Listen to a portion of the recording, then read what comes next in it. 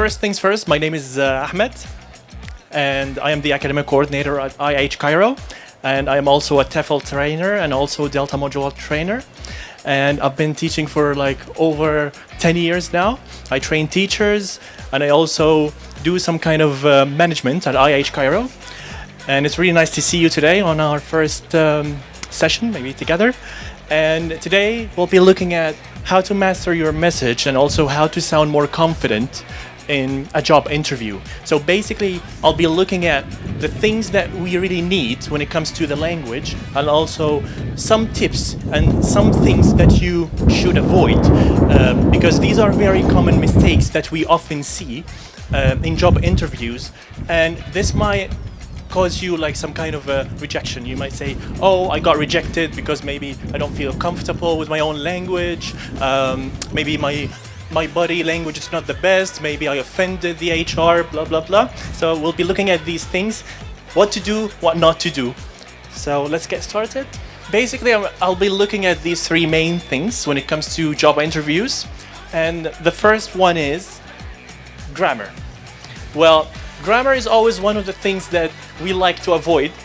Like, remember back in the days at schools, we used to hate grammar, and maybe many of you, I'm sure now, even at universities, many students tend to hate grammar. Like, oh, we don't need it, we just want to speak. But this is not the case when it's just a job interview, because you have to deliver your message effectively. And remember, the key word here is accurately, and it cannot be accurate without the choice of good grammar. What grammatical structures you need in order to deliver your message effectively and accurately, as I just mentioned. I just collected some of the common mistakes that often come up in a job interview, and this is often like in the introduction when you introduce yourself. Grammar is always something that trips people up. If you look at my examples, like the first one, we have here, I've been worked. So all of these are just they have mistakes, and I highlighted for you. If you look at the first one, we have a problem with the grammar used, because I've been worked, for example. This is a passive form, so we cannot use. It's inaccurate here, and the correct one is I've worked. And here is a tip. Whenever we speak, we really contract things. Like, we do not say, for example, naturally in speaking, we do not say, I have worked. No, we just contract the two words together. We say, I've worked, or I have worked at blah, blah, blah. Also, this is a very common mistake. Look at the second one. I've been graduated. This is also a common mistake, because here there's a problem with grammar again, and the correct one is simply I graduated from, and then you mention the date. So I graduated in You might find these easy. I don't know what levels we have here today, or on the CEFR, what level are you guys? So I don't know. I just collected some of these things just to kind of raise your awareness of the things that you should do and things that you shouldn't. Always mistakes with prepositions. And here is one more tip for you in a job interview. In order to somehow impress the HR with your own English, I highly recommend that you use some kind of complex structures as much as you can, because this will help you sound more natural, more proficient, I would say. So instead of just relying on the simple structures, things with verb to be, verb to have, or very simple short sentences, you can also use some of the complex structures, things like using conditionals, things with if, maybe using the passive voice, using modals. For example, I could have done blah, blah, blah. So all of these things actually show the HR that you have very good English. It's not just, copy-paste things we repeat. No, this will help you sound more confident. It will help you stand out more when you do the interview. All right. And also, there's a useful tip here about using these things. It helps your English develop more because it's going to stop this kind of plateauing. And plateauing is just you have been stuck in the same level for a long time. And you just wonder, oh, why am I not improving? This is called plateauing. It's because you just rely on the things that you know, and the other things are just passive. And what you should do is just to activate these things. The grammar, the vocabulary, and the things you know. All right. I just had two dialogues, but we're not going to play them. It's just skip them. So the first thing is, hope you didn't catch that. What should we do to avoid this? Here in my audio, or the two dialogues I had like a very choppy one, like where you pause between words. For example, when you introduce yourself, you just say, okay, my name's Ahmed. I have worked at... So, is this a natural way of speaking anyway? Not really. So, we need to make sure that we are not chopping our words. We're not pausing too long between words, because this actually makes you sound like your English is not the best, maybe, because your pauses, your mother tongue is affecting your own language. That's why we need to consider some fillers, sort of like you fill in the moments of silence. So you need something like, instead of just pausing every now and then after a couple of words, you say, no, you need to learn how to pause like natives, naturally. And this could be done using some of these things. There are many online. I know now that with the help of AI, we can do lots of things. You can just search for like fillers and how to pause naturally. Also, we have something really important here, which is key: connected speech.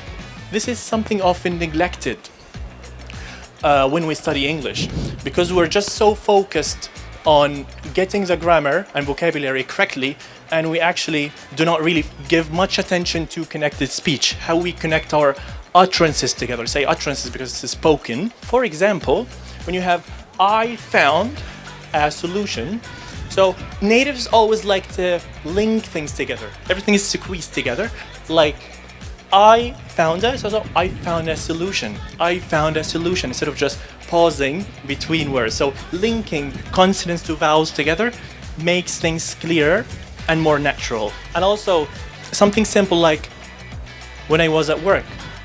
When I was at work.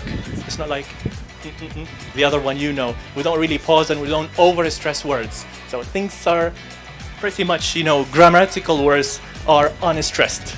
So we don't really focus or rely on them or over-pronounce them. They're really squeezed in together. That's why we always say, oh, English is so fast, I can't really understand natives. It's not really about they're fast, it's just they just apply these rules, these connected speech features. You can actually search for these things just in AI or anything else. Just Google it, just write aspects of connected speech, and you will find many features that natives always apply in their speech. Things like dropping sounds, linking sounds together, maybe merging sounds, stuff like that. Okay. There's actually like a nice cartoon, lighthearted. This actually describes how when people speak, they chop their words. So this is what it looks like. Okay, hope that was clear. And the last thing is just the body language. This is also something else that requires practice. We're all stressed, really worked up by the interview, and we really wonder, oh, maybe I might not go through and we might be rejected and so forth. But body language is always a thing that HR always looks like for and focuses with you like. For example, when you're just sitting, are you slouching or just things like that? I have highlighted some things here, like slouching or leaning back too much, because this actually indicates that you're not interested.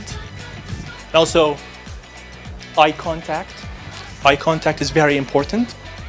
So you're not just memorizing things, like, oh yeah, I've been da da da da, and then you're looking at the ceiling, for example. So this makes this makes everything difficult for you because eye contact shows that you have good level of English and you're really confident in your own abilities.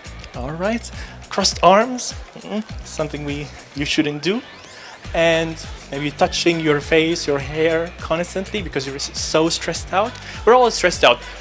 Like if you give a presentation, if you do anything, you'll be just stressed out. But you have to manage and handle it, and it comes with practice. Too many gestures because of the nerves, and also checking your phone. So it's a good idea that you leave your phone aside. Like, don't use your phone at all because it creates like a bad impression. And last but not the least, I have the things to avoid. Like turning up late. Of course, this is inappropriate. You can never be late for an interview. And also not researching the company because this is too risky. The HR might ask you something about the company. What do you know about our own company? And you will be like, I don't know. You will be so embarrassed. So you have to search for that before you go to the interview. And also bad mouthing. Like speaking ill of someone, like saying bad things about your old organization or your old manager, and you keep saying bad things about them. So this is something to avoid. Oh, never ever do that. And also, mobile phone etiquette. I think we talked about this earlier. Using your phone in an interview, bad impression. And also asking about perks. And the perks are just advantages, just another word for it. Just asking about the salary, about the money basically in an interview, which is not a smart idea. And also boasting on social media. So if you do the interview, just go online and you just write, oh, I've done the interview at blah, blah, blah, I got accepted, and then you start maybe showing off. This is something that you should avoid as well because it creates a bad impression, as I mentioned. Okay, so that was it. I don't know if I was quick with it or, yeah, it's just 20 minutes or something like that. Thank you for your participation. Feel free to contact me or email me at Ahmed. Here's my email. And just in case if you're wondering about how to become a teacher, or maybe if you're interested in teacher training in the future, we can help you out. Our booth is over there, IH Cairo, which is one of the biggest organizations. We have around 152 branches all over the globe. So if you're interested, just email us. Here's my email, and over there. Thank you so much for your participation. I had a lot of fun. Hope you enjoyed my session. Enjoy!